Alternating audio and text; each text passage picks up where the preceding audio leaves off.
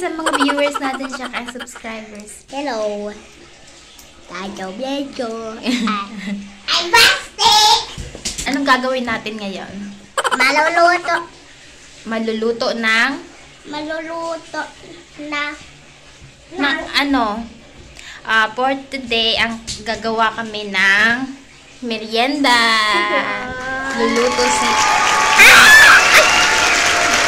Luluto kami ng kamutikyo. Sebastian. Tara! Ayan! Luluto na kami. Ito na nga po guys. Meron po akong 5 piraso ng violet na kamote na hiniwalay dito at 1/4 sugar at isang boteng mantika. Pero wait lang po kayo, hindi ko po ubusin yung mantika at yung sugar. So binalat-balatan ko na nga muna itong kamote at hinugas-hugasan para ihiwa ng maliliit.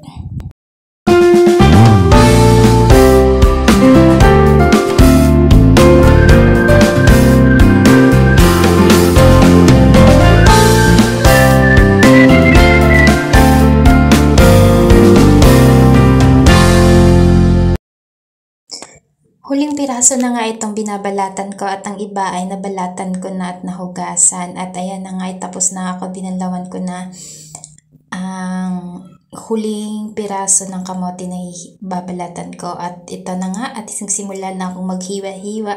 Hiniwa-hiwa ko lang siya ng maliliit na medyo paoblong para madaling maluto. Hindi ko na masyadong kinapalan. Total, kami lang din naman ang kakain nito.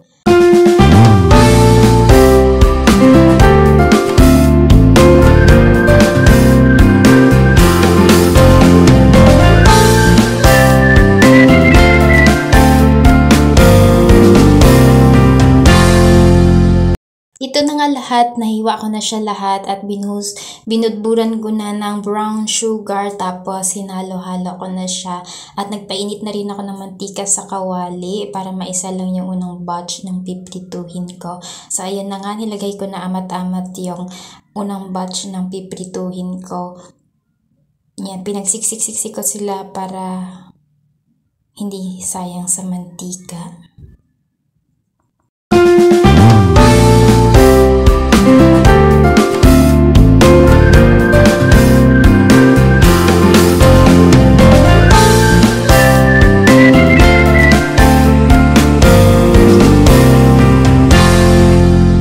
At ayan, malapit nang maluto yung huling batch.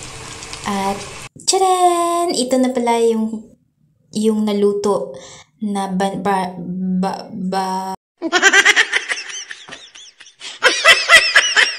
ano ba yan? Kamote-Q. Kamote-Q to, hindi to banana Q. Kamote-Q. Sige na! Kain na kami! Op.